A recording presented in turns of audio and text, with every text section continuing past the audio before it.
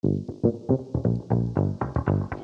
to the Helsi podcast, where we invite you to invest in your well-being and unlock the secrets of vibrant health, peak performance, and wellness. Join us, Sebastian and Johannes Kettelhout, co-founders of Australia and New Zealand's leading wellness company, as we dive deep into the science, strategies, and stories that empower you to live your healthiest, happiest life. Whether you are a CEO, high achiever, entrepreneur, elite athlete, health enthusiast, scientist, or self-improvement seeker, together we will explore the cutting edge of biohacking techniques and holistic health practices with world-class experts that optimize your mind, body, and spirit. With each episode, you will walk away with practical and actionable steps to integrate in your daily life. Are you ready? Let's elevate your well-being. Awesome, Jason. Well, thanks for being available, for being on the Helsi podcast. So excited because you are an absolute inspiration when it comes to your life and how you live your life, but also the impact that you've had over the years. You've had your own show.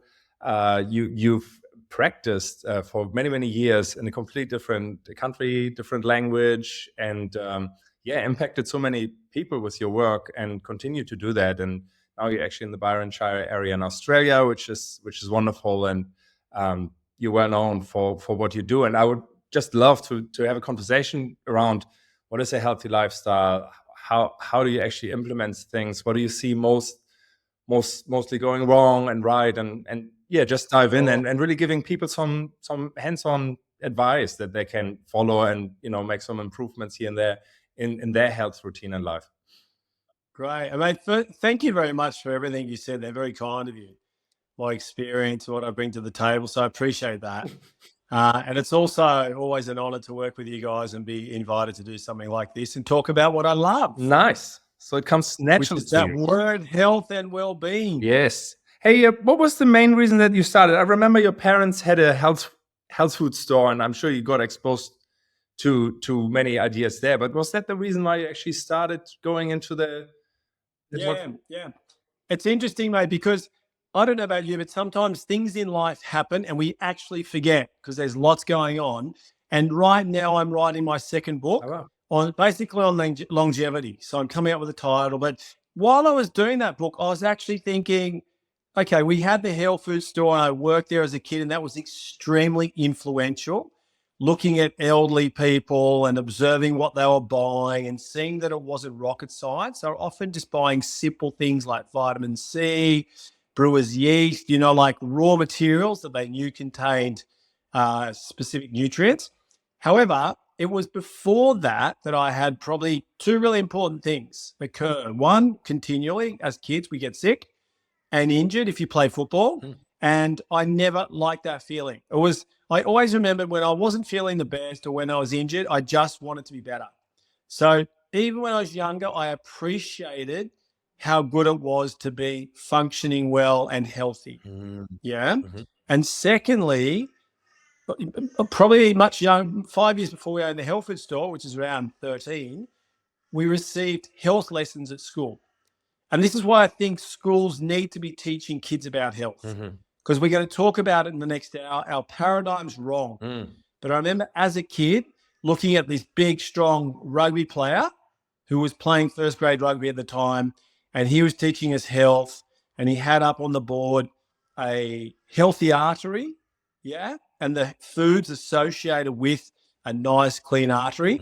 And then he showed us an artery that was pretty much 50% blocked with atherosclerosis, plaques, and then like hot dogs and fried food and all the, negative and toxic food associated with that outcome. And so as a kid, that image was sort of etched in my mind. I did not want that. So that was a very important lesson. And once again, I think we all have these lessons on the way to health. And the one that I've observed over the years that is most influential for most people is actually losing their health to a degree where they feel sick and they have to work to get it back. Yeah, no, I relate to that. In fact, that's how it started for me. Basically, I had some major problems caused actually because I didn't want to go on school camp. So I got my appendix out. That was my doctor's idea. How about we take your appendix out? I said, oh, that sounds good. If I don't have to go, so I didn't go. And the complications that came from there basically took part of my intestine out. And ever since I was really sort of, I could feel the weather changes. I could feel when I ate the wrong thing. And it's a blessing in disguise for sure, because that was when I was 16. And so I started quite young to figure out, there are some foods that work way better for me, and and what that does to my body. There was just like an overall awareness for my body that I had not before. And now I can appreciate that looking at young adults. I probably don't have that feeling of like, or that connection. I ate something an hour ago and now I feel not so good. The connection is not there. They don't see that happens. And that's unfortunate, because then you can't even sort of self-diagnose a little bit on that level even, right? I totally agree. And sorry to laugh when you said that story, but to avoid going somewhere to get your appendix out, there's a comedy attached to that. But as a kid, you wouldn't know. No. The doctor, here's a willing participant. But because of that, it might have been one of the most valuable lessons of your life and saved you from lots of other stuff. True. But, that point you made, it's very, very difficult for somebody who's never lost their health to understand and appreciate the importance of maintaining it. Yeah. And I often compare this to a situation where, let's imagine we were born with wealth, an abundance of money, with zero instruction on how to spend it or invest it. More importantly, invest it.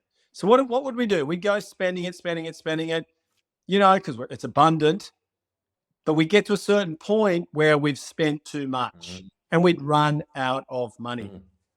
So it's very, very similar to most of us who are lucky enough to be born with health, where, hey, we're not taught how to invest. We're not taught how to care for. And therefore, we go spending our health. And spending might mean lollies. It might mean, the wrong sort of foods, fried foods, fizzy drinks, not exercising. In our modern times now, too much time on a video screen or a game or head in a phone. And, throw some other emotional challenges in there as well to add that stress in there that was not as predominant even 20, 30, 40 years ago. And now we've got a population spending way too much health. So I'm very big on teaching people how to invest their health, how to look after their asset before they lose it. Because that person who was born wealthy, when they're left with no money, wow, they wouldn't know what to do. And that's exactly the same thing that happens for a lot of people when they lose their health to the point where they might not ever get a full recovery, okay, or where it might be prolonged, or whether they're limited for the rest of their life. And this is the most important thing, Sebastian. I try and have people understand and think about what's important to them in their lives. So let's say for you, for example, you've got young kids. Your kids are everything. The love with your wife's important. Your employees mean a lot to you. Your product and your work and your purpose and so much more. Now, then I ask them, how would it be? How would your relationship be with each one of those people in your life, all the activities you love doing, all the sports you love doing without being healthy? Imagine right now if you couldn't practice or enjoy those things to the full extent. And then people go, oh, yeah, okay.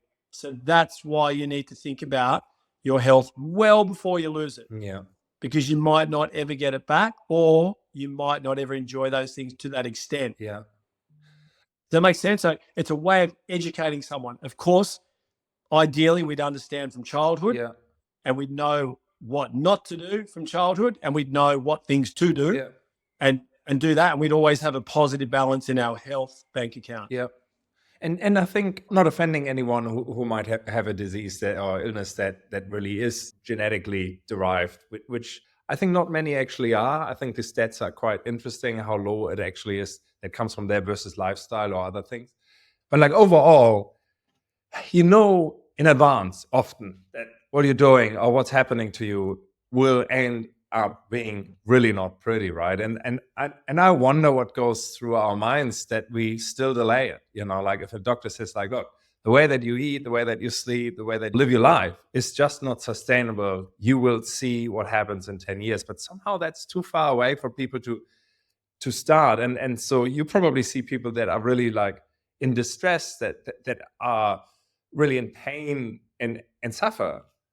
But that's a point where you say, you don't actually know whether you get the. No, yeah, you're right. There's nothing more sad for me. I've worked with hundreds of people over the years that are in their 6th, 7th, 8th, 9th decade of life and in love, let's say, or loving lots of things, but with degenerative problems that they didn't know were there, that will have them never return to the point where they were. Okay, so you mentioned a couple of things there that, why is that? You know, you mentioned, like, firstly, I thought of discipline because we're humans, and it is, we need to be disciplined. We need to have routines. We need to be taught about all these things that are congruent with being able to implement healthy practices daily. And then you mentioned doctor. I think that's really important to understand that we've got like a really amazing medical system with very well-meaning and responsible doctors. However, most of our health profession are actually disease specialists. This is really important to understand. They're actually englobed under the name or the label health profession. It's similar to health insurance or Ministry of Health. That word health is misleading because none of those are caring for people's health. It's usually crisis management. It's just like car insurance. It pays for your car when it's stolen or when you have an accident. They're not paying for you to go and get maintenance. You know, like, so once again, zero criticism here. It's just the paradigm, because it's called an allopathic paradigm. It's one that we think about our health, if we're lucky, when we lose it. Okay. It's lost. It's like, when do you call the fire brigade? Let's imagine you call the fire brigade, there's no fire, but you needed, let's say there's some termites in the wood that might lead to fire. Well, the fire brigade are going to arrive and go, what's going on? You know, like, there's nothing, there's no fire to put out. That's what we do. We put out fires. Yeah.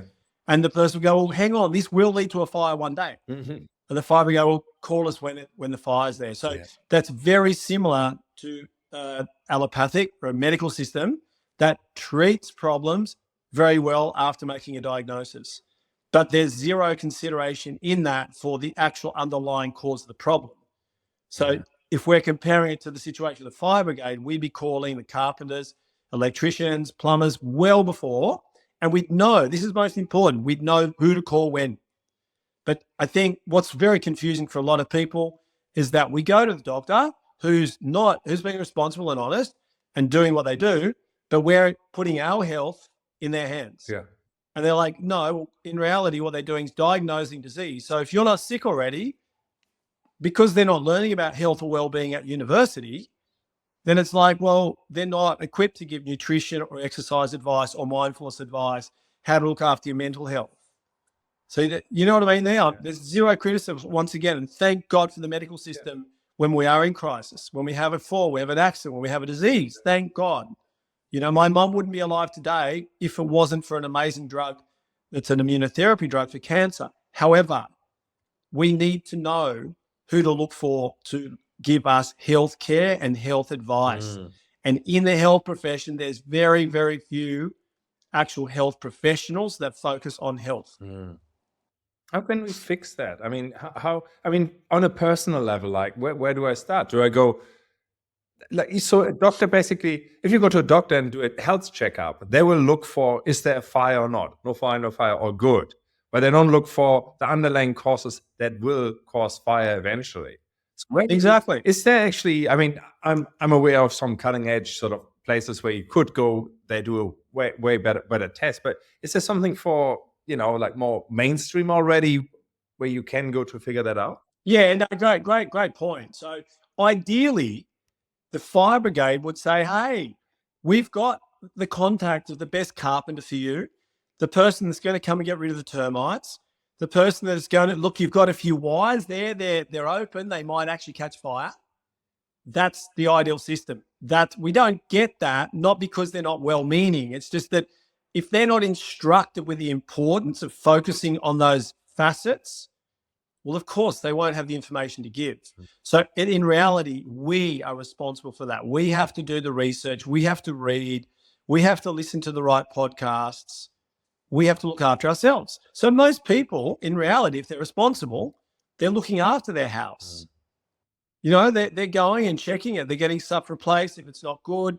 Their car, they're changing the oil. They take it for maintenance, you know, for service to change the oil. So the oil and the filters, the air and oil filter and all the rest. So that's the way we work, And so if we also look at those tests that you just referred to, most blood tests, are disease tests. They're not health tests. So many people who come out, oh, you're really good. In reality, they should be told you're not really bad.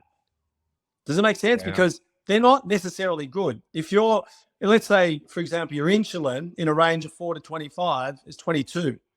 Okay, now they're being told they're pre-diabetic, but back in the day, not. That's a massive range. Let's imagine it's 12. It's still not 5 or 6. So we shouldn't understand we're good just because we have negative blood tests. It just means the disease hasn't happened yet. So if we have if we have toxic lifestyle factors occurring, meaning we're drinking alcohol regularly, we're indulging in sugar, vegetable oils, seed oils, not exercising, have poor sleep, have poor mental, emotional habits, okay, and we're not getting enough sun and all the rest, well, then we know that we're on course for something one day. It'd be like having that money in the bank and spend. We know that we're going to pay the price one day. So I truly, look, I've worked the 30 years of my profession or more, plus how many as a kid in the health food store. I've been around health my whole life. My mission now is to educate people. I think that's where the answer lies. And I'm passionate about teaching kids, getting them on board early, getting parents on board so they know how to feed their kids. How often do you hear, or I hear, a parent say, oh, you know what? When they know they've got to change their diet, that's going to be really difficult because, we've got to cook for the kids, so I don't want to cook twice. In other words, they're admitting they're cooking garbage or they're giving their kids less than ideal food and they can't cook healthy food for themselves because the kids won't like it. It's like, we've got to start from the basics sometimes. Yeah. I'm in the midst of that at the moment with young kids, and it's a battle and it's not easy, but Sure. It's all about habits, really. Like after a while, kids just accept there will be no tomato sauce with my food. There will be no pasta or whatever it is that you decide, is right for your kids or not. And it's definitely a battle, but eventually they get hungry enough. And for me, often it's actually going back to sort of 30, 40 years ago, the way that I grew up, that I know my parents grew up. And it was basically, but there were only 3 meals. And if you missed out and you were hungry. And, you do that a couple of times and then you realize, better eat. So I'm not saying it's easy, but it's really about like, let's think a little bit deeper about all of this. And it's a short-term gain there of like, great, the kids are happy. I give them something that's unhealthy. It spikes the insulin, then they're hyperactive if you give them just carbs or whatever. Like, it's often short-lived and but it's not easy for sure. No. And I hope that was understood when I explained that. I do recognize a challenge for sure with parents. However, go and spend some time in a hospital. Go and be around people who are suffering from degenerative illnesses through lack of information.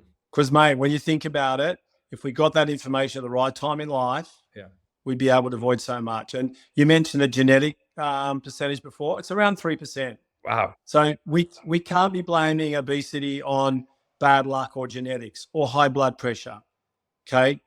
More than 75% of problems are degenerative nature. That means they're the result of poor lifestyle choices. Wow. Okay. And so what I think is really important to help people understand, because a lot of people would now be going, well, what do we do here? Like I want to do the right thing, but how? Firstly, we change our definition of health. Okay. If I just said before that, most of the health profession don't actually look after health, even a lot of naturopaths and chiropractors, it's pain-based or symptom-based using a natural intervention. That to me is not health. That's just avoiding. And I tell people a lot of times if they're coming for an adjustment, well, that's a pretty expensive aspirin if they just want pain relief. You know what I mean when I say that? So to understand that point, I'm going to make this definition really clear. Most people define their health based on how they feel, okay, or how they look. So-and-so looks healthy. I look healthy. I feel good. I feel energetic. I know I'm healthy because I feel like this and I don't feel like that. How many people with that definition would have woken up this morning feeling great and they pass away sometime today of a heart attack? Mate, 50% of people die in their first ever warning sign from their body that they have cardiovascular disease in a heart attack. 50%. Wow, that's unfair. Imagine your car, you were unlucky enough to forget to put oil in it and you're driving along, no warning light, boom. The engine seizes up, gone. And there's zero you can get back for it. It's gone. There's no, see what I mean? Like that's what we're talking about. So basing your health on how you look or how you feel is very dangerous. Another one, my mum, thank God she's about to turn 80. And we got her through cancer. She smoked for 60 years. Yeah. How's that? Yes. Late stage lung cancer. Okay. And thank God for a number of different things. She's fine. Okay. Now, in the later course of her treatment, she had to go to the chemo ward to get immunotherapy. Now, in that ward, multiple times I've looked at people and gone, oh my God, whether they be young, old, or in the middle, they don't look like they have cancer. They don't look sick. Wow. So what does someone who's sick look like? Yeah, so we can't use that as a definition either. Okay. The definition is 100% function. So when, for example, a car's functioning 100%, we know it's healthy. When it's not, it's 10%, 20% unhealthy. It's exactly the same as the body. If I'm not functioning 100%, well, I'm not taking advantage of health, okay? I'm not healthy. I'm 10% sick. I'm 20% sick, whatever that is. We can't measure it, obviously. So let's go to the extension on that. What does a cell, and when we talk about 100% function, we talk about the function of every cell and organ in our body. What does any cell need to function 100% correctly? And this is gold. If people get this, they've got control of their health. Giving the cells 100% of what they genetically require as nutrients and depriving the cells of the toxins that they cannot be exposed to. Okay, so you can imagine, where do we go wrong? We don't get enough nutrients or we get too many toxins. So throw a few toxins at me. Sedentary lifestyle, big lunches, late dinners, poor sleep. They're all toxins. Okay? What are the nutrients we're not getting enough of? Exercise, sunlight, just mindfulness, stillness, presence, because we're busy working. You know, what else can we throw in there? Not enough of your micronutrients, your vitamins, your amino acids, your protein, all of that sort of stuff, your requirements, your genetic requirements. Because our body hasn't changed genetically. What's the number? Is it 10, 20, 30, 40,000 years? It hasn't changed. Genetically, it's the same. Yeah, wow. Okay? So the requirements are the same as what it was before. It's very easy to follow. And if something's new and we're not sure, there's a good chance, for example, Wi-Fi or some chemical that didn't exist 20 years ago and might have created a ligand with another chemical. So there's more than 120,000 chemicals registered in the European Union. Wow, we don't know how those chemicals react with our body. We just know that our body's not congruent biologically with chemicals. You know, so, hey, I'm not getting radical and saying, oh, avoid them. No, we've just got to do our best. You know, we live in a modern world. We've got to live. We can't be paranoid, but we either avoid them consciously. And then if we can't avoid them for some reason, let's say pollution, if you live in a busy city, we think of ways. There are ways to protect yourself. There's ways to remove toxins. And I really think that that's an important part of anyone's strategy if they want to live a long time at as close as possible to 100% function. Yeah. So have you seen people turning around after having a health scare or just, you know, having not enough energy, whatever it is, and actually putting all these things into practice and getting back to that 100% functional or close to it? Mate, often. It's why I do what I do.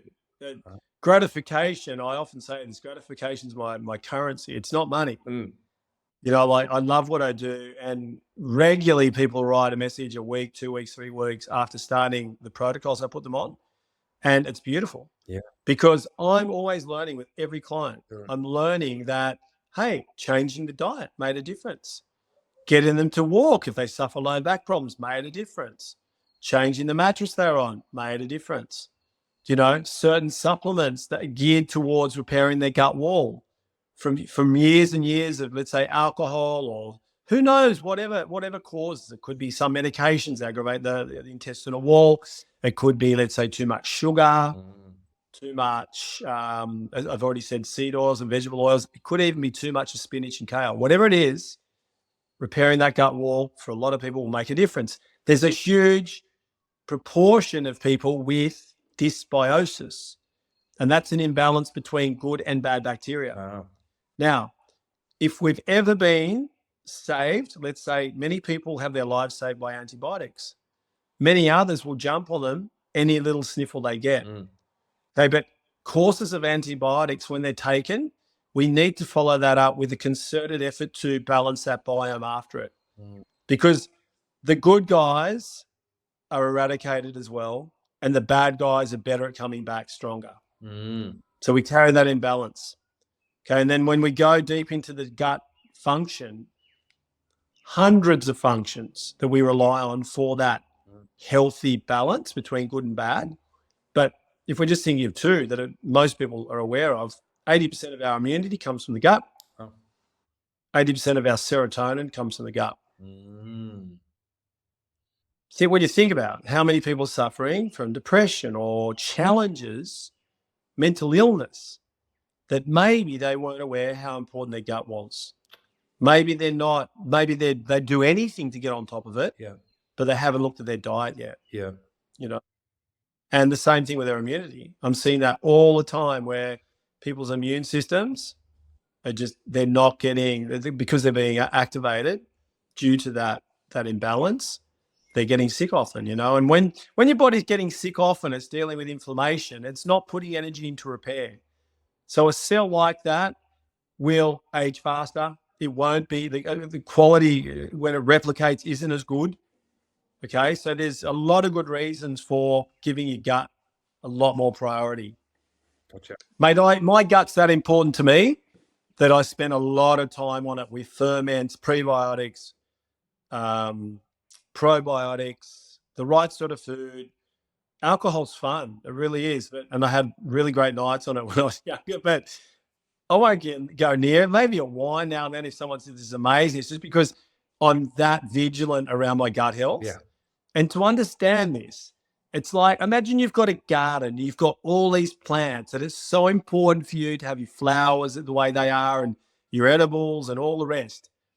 What does the health of any flower depend on? The soil or plant, the soil, right?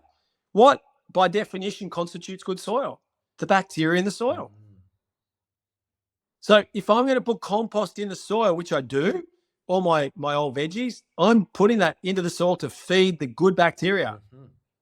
But if I come along and spray that soil with pesticide, what am I doing? I'm killing the good bacteria. Yeah. So the same thing happens in our soil. And what will happen? In the end, the plant will suffer. The plant health will suffer if the soil is not good.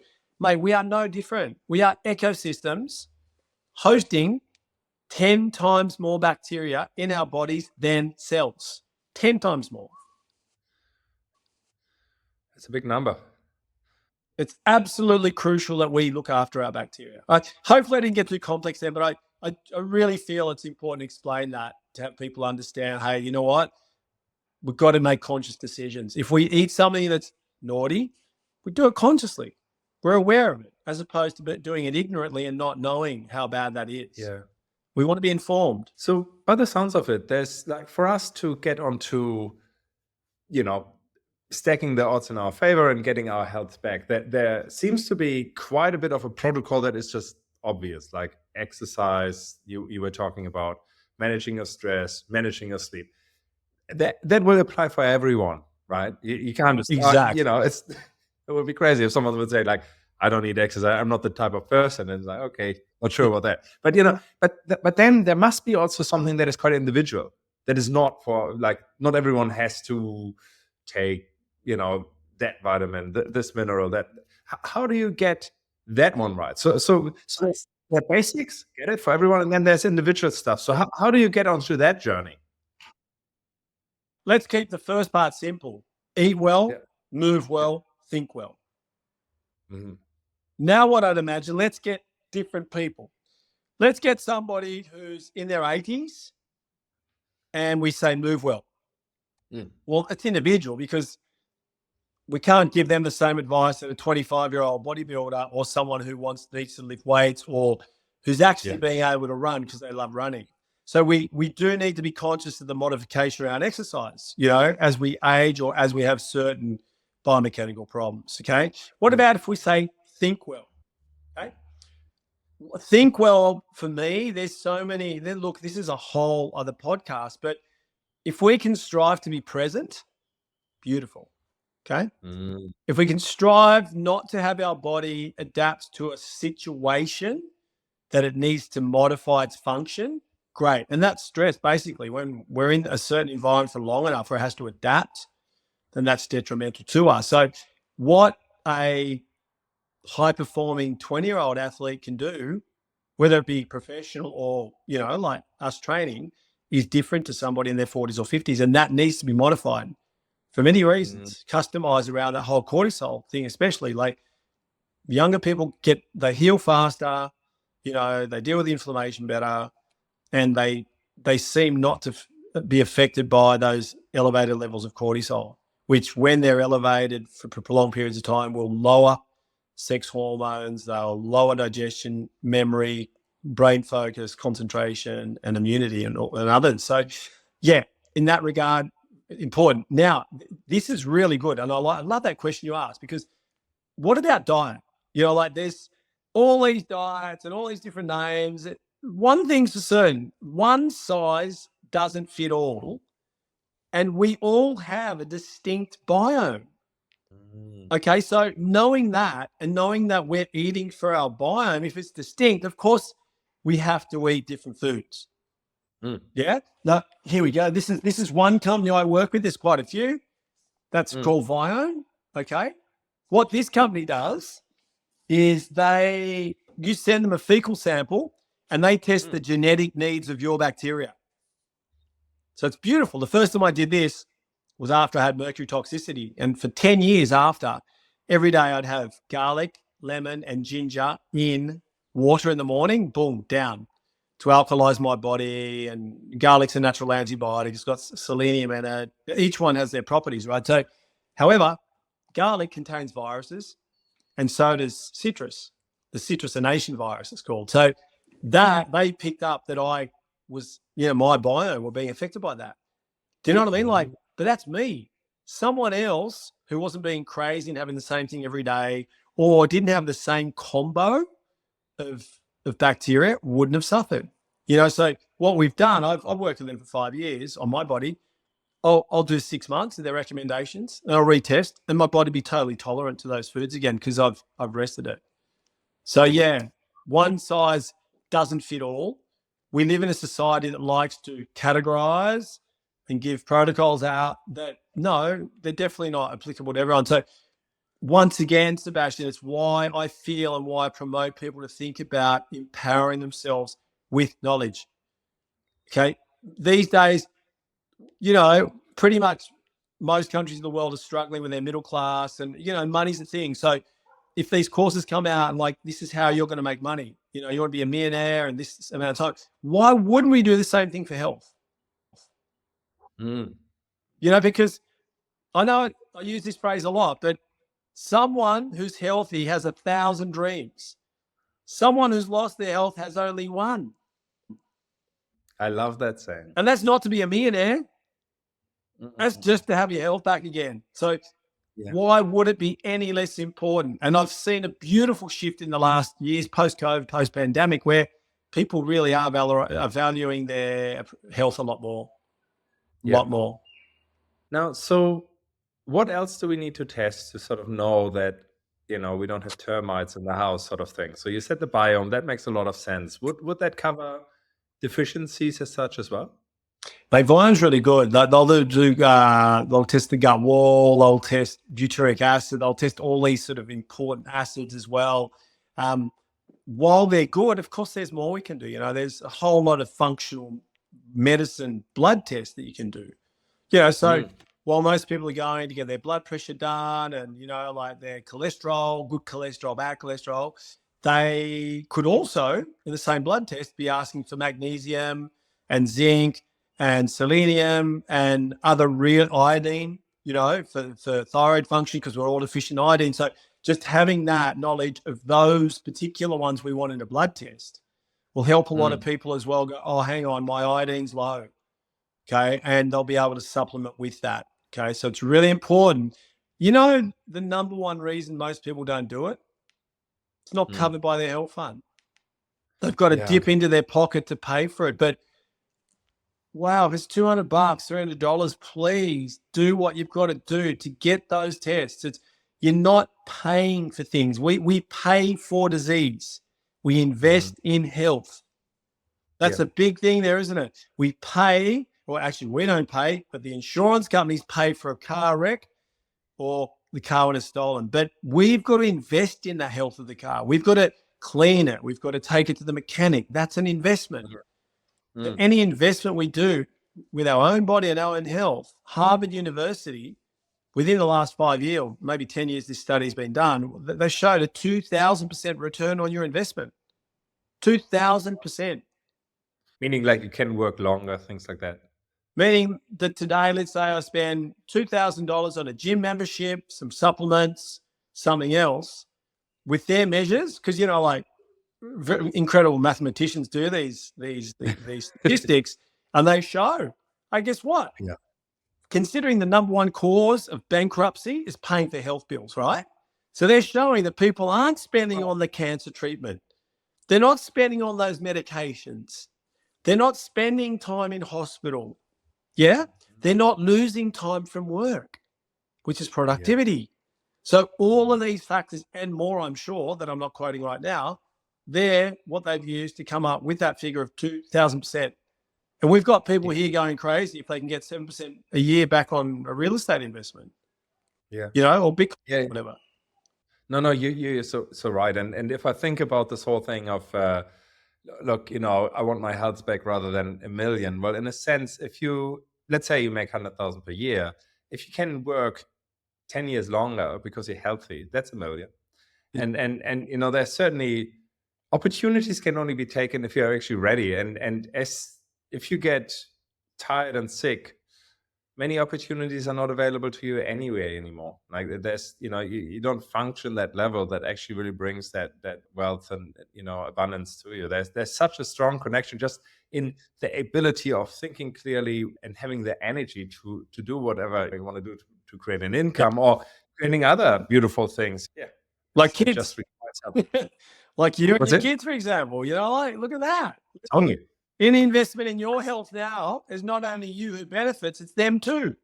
How often do I see that? You know, like people are sick, they've got sore backs, or they've had injuries, or they've got avoidable illnesses, a heart attack, and they can't play with their kids.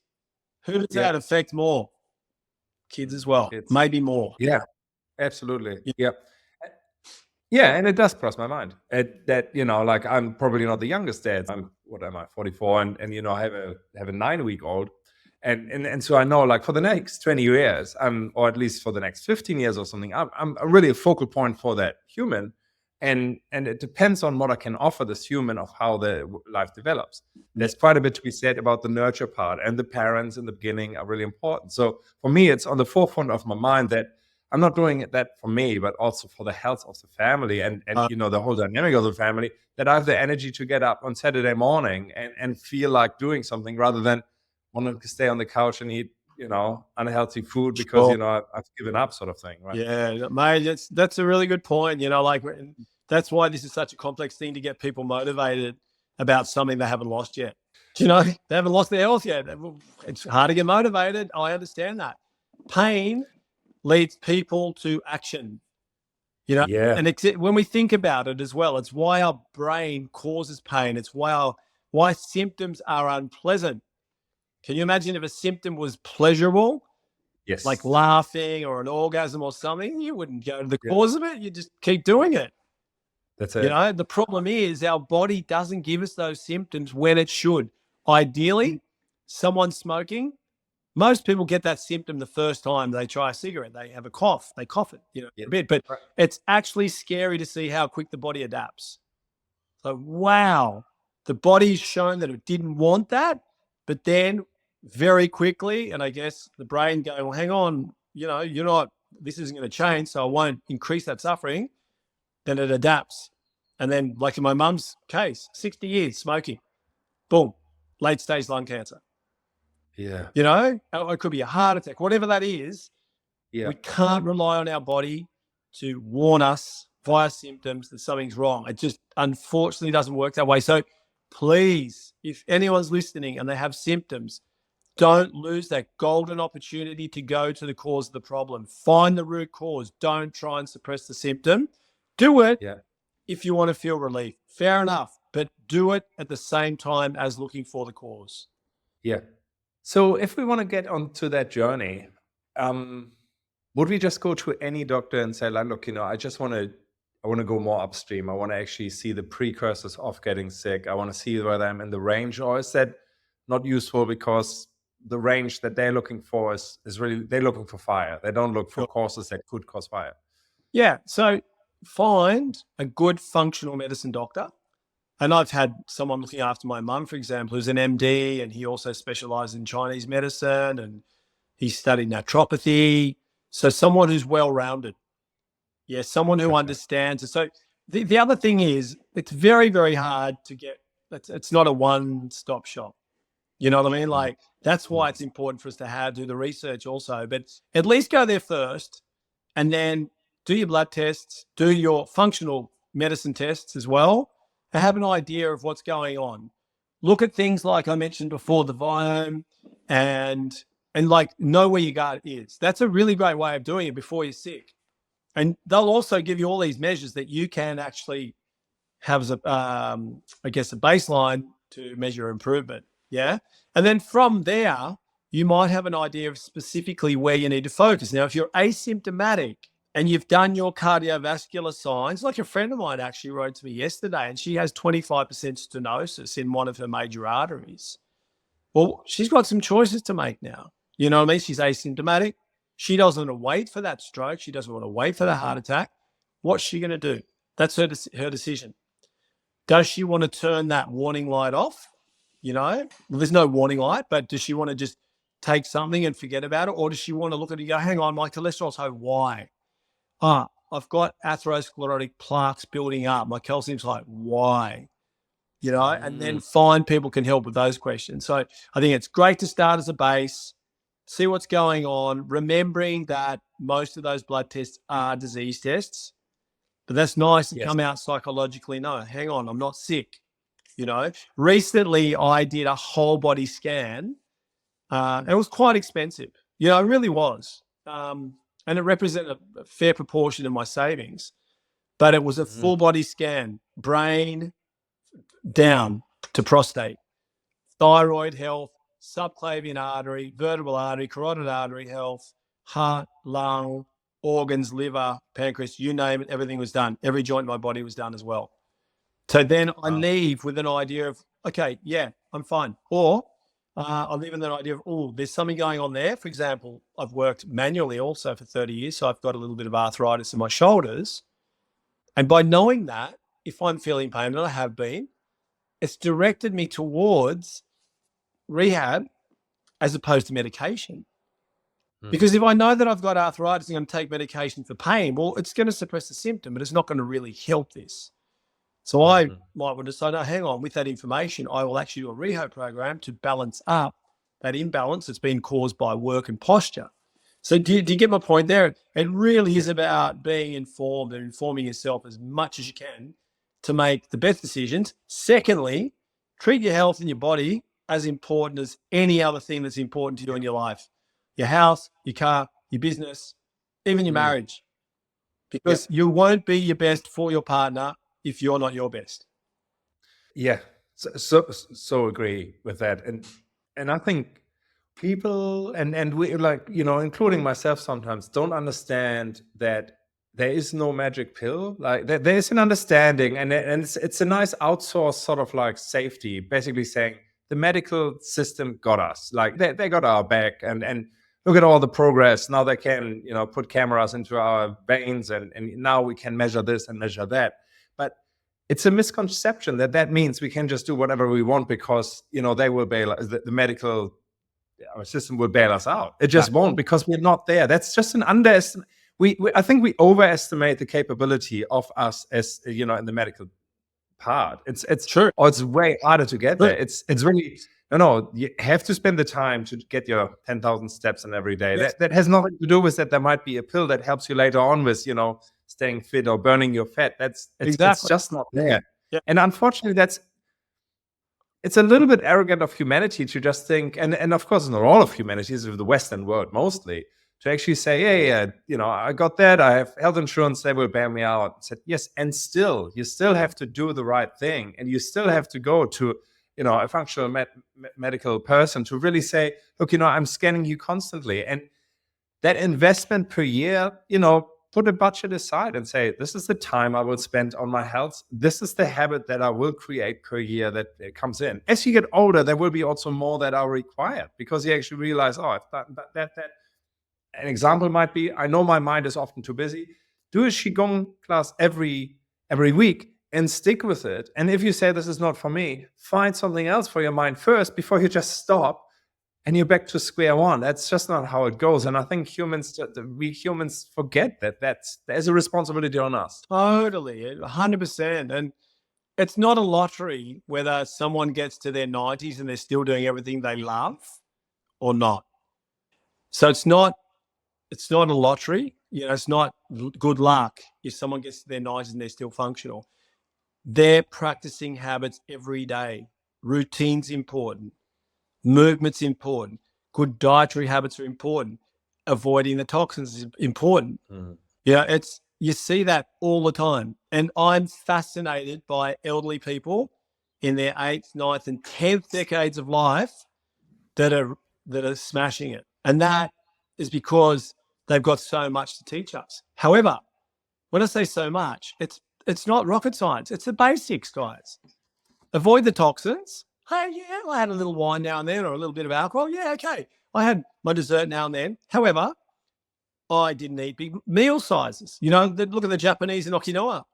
They eat till they're 80% full. Love it. In the blue zones of the world, there's a reason why they're living past 100 years of age. Low intensity, continual exercise during the day. Movement's important. It's not good luck. It really isn't. And for anyone listening who might be, I understand they might be in a situation where they might be overweight, they might be limited, their energy might be down. Please never underestimate the power, the recuperative power of your body to get you in a much different place in a very short amount of time if you give it the conditions. And so from this little chat that you and I've had, Sebastian, remember, identify your nutrients, favor them, identify your toxins, avoid or minimize. Let your body do the rest. Your body is the most incredible healing machine you can imagine. It has this inherent ability to cure itself. It just can't have blockages in doing so. So it needs the raw material. They're the nutrients we've talked about. And it just can't be exposed to things blocking it.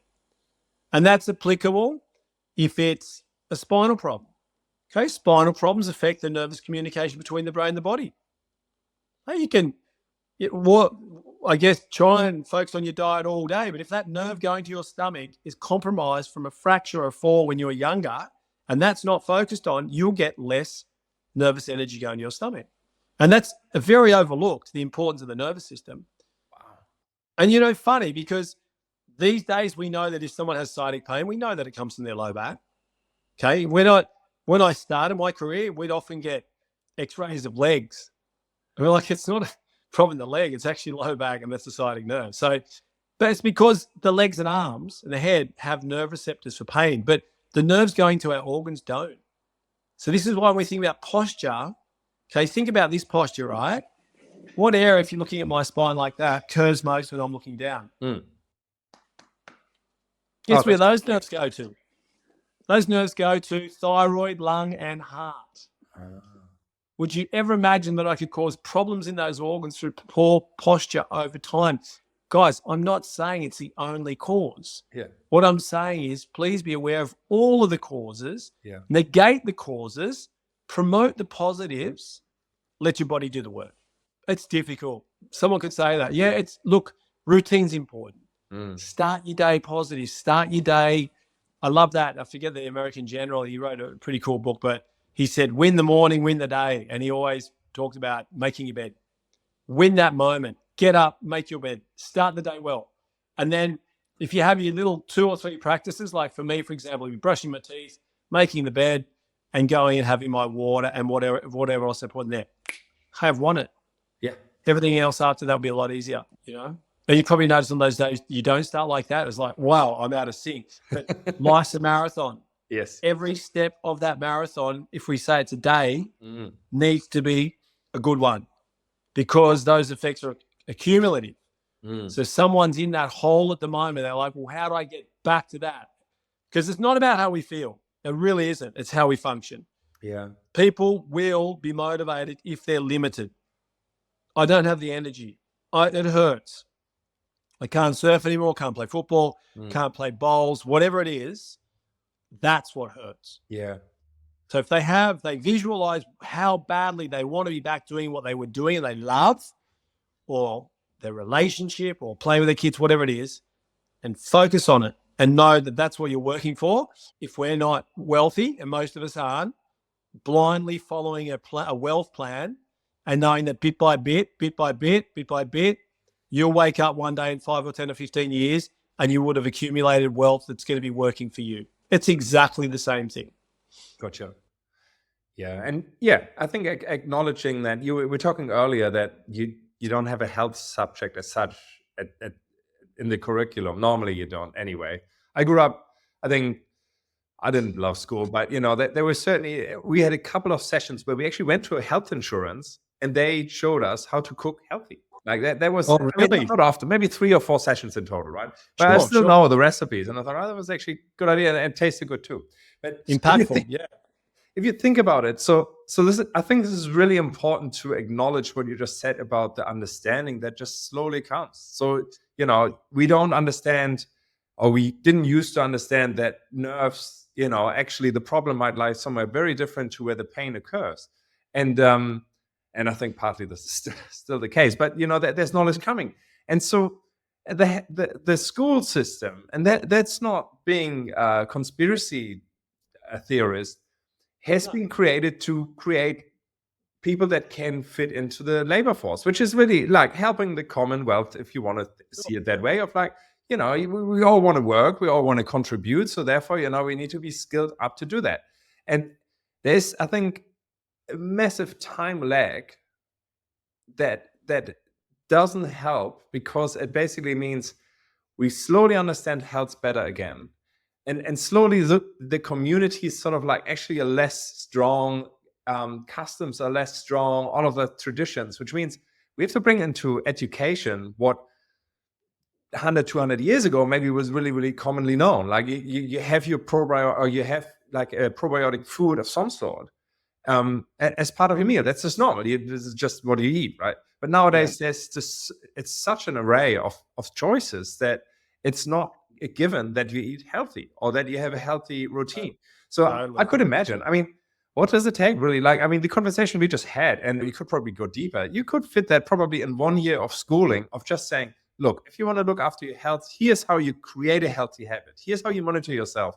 That these are the building blocks, the pillar of health that you need to put in place. And if we would start when we were kids, much more would stick. At the moment, in reality, everyone goes onto their own sort of journey to figure this one out, when really we could start way earlier and just put this as, this is just how you live your life. You just have to do these things. Totally, mate. Totally it. And we've got to remember that Rome wasn't built in a day. Yep. Kids weren't educated to a university level in a day. It's a process. Yep. And we've got to be patient. And we know that just starting today, something positive is important. Learning something, adding something new, adding to that. And I always compare it to a ship. And just by implementing something positive, if it only changes the course of the ship 1 degree, okay, in 10,000 nautical miles, that will be a very different destination. Yeah. So that's what we've got to think of. And the other really important piece of advice is that if you want to get healthy and you know that you need to, but you've got some vices, you got some naughty things you still like doing, okay, just don't let that stop you from starting taking healthier things in, positive things. Let's say it's a smoker. A lot of smokers won't try anything because they associate getting healthy with the necessity to stop smoking. But in reality, let's imagine they kept smoking and they walked more, they drank more water, they took an omega-3 supplement that's anti-inflammatory or turmeric. Hey, are they getting healthier? Are they staying the same or getting unhealthier? No, they're still continuing with an unhealthy habit, but their body is being taken slowly towards health. And what you find usually is that you do that for long enough, and that depends on each person, but as the person starts to notice their body change, okay, which is not our paradigm of health, obviously how they feel or energetically, but it is a thing. I'll go, oh my God, okay, so I might start smoking less. I might start walking more. You know what I mean? I might come home from work and not sit in front of the television, but I'll go for a walk first, a walk after dinner. And mate, the beautiful thing that I'm so grateful for working in health all these years because I learn from my clients. You know, it's not all in books. So the take home is people like myself who are coaches who will guide people via whatever workshops, retreats, online, masterclass groups, whatever it is, comes from books, but it also comes from the experience that we're gaining with our own lives and our clients. So when I see and hear someone, actually there's someone I think of right now, she's 60, early 60s, and her husband, the poor thing, he's in crisis, but he's telling me how conscious she is. So she'll get on the plane because they travel a lot for work, and she'll be there with the bands, and she'll have these bands between her knees and doing adductors and you know what I mean? Like, and turning from one side to the next. And just these habits, they're just habits that make a difference. Every single elderly people that's rocking it will tell you what their little habit is. You know, but they're not complex. So if we accept that and we just implement the basic things and we believe in our body's ability to heal and function better, then with time we will invariably be much better, function better. Makes a lot of sense. Yeah, wonderful. Now, Jason, if people want to know more about what you do, you have even online courses, don't you? Like, Yes. Yeah, fantastic. And do you do also online consultation if people are not in the country? Yes. So there's a few exciting things happening. Anyone who can't come to see me personally, I do online, which is fine. Very soon, I'll be announcing like a coaching group that we'll do weekly, and it'll be very accessible because I've been thinking of a way that people can learn about their health without being affected financially. So by making it a weekly thing with a group online, it's been really effective. You know, it's a group class. We're speaking like that. There's the online spinal course. It's called Strong Back Method. And that's the culmination of 30 years of my work. It's incredible. If you follow that, you will have a stronger back. Doesn't matter what age or stage you're at. Wow. And very soon, in the next couple of weeks, my detox course, which is basically the protocols that I've worked with for 20 years with my clients successfully, and with a huge emphasis on the gut protocol. Once again, it's not rocket science, some supplements in there and dietary advice, but just basics to get people back to where they should be. Oh, my book. Where is my book? There it is. Secret to the Healthy Spine. Love it. And I would say that if someone finds me online, I'm very accessible. Everyone who writes to me, I do my best to help. I'm often finding professionals in the city where that person is, or I usually leave an audio, you know, and give them advice that way. But that's our purpose, mate. If we're here to help people, guide them, that's it. You're a man on a mission. There's no doubt about that. Love it. So that's what's your website or Instagram handle that would be best? Yeah. So it's jasongilbert.com.au. Awesome. That's terrific. My full name, jasongilbert.com.au. And my Instagram's Jason Gilbert Official. That's the IG for that. And the reason that's official, because there was a Jason Gilbert who was an undesirable person who had some pretty bad charges against him in the States. So confusion over that. Sounds very official to be called. It's not, it sounds too Hollywood for me, but anyway. Yeah. That was pretty good. Awesome. Jason, thank you so much. Thank you so much for all your work that you're doing, all the knowledge that you spread, and the people you help. And I'm excited to continue working with you, because I just believe this is exactly where we're at. It's bringing this knowledge to the forefront and empowering people to live their best life. Yeah. Mate, my absolute pleasure. Thank you for the invite, and congrats too. Your questions are awesome. It's obvious that you understand a lot about health, and you want to generally help people, and that's great to work with. So I appreciate that. Awesome. Thanks, Jason. Thanks, mate. Have a good one.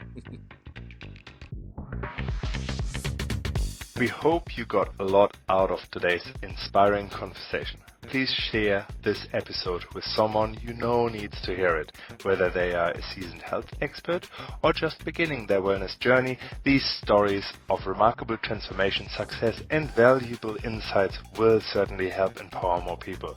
Until next time, have the best life ever.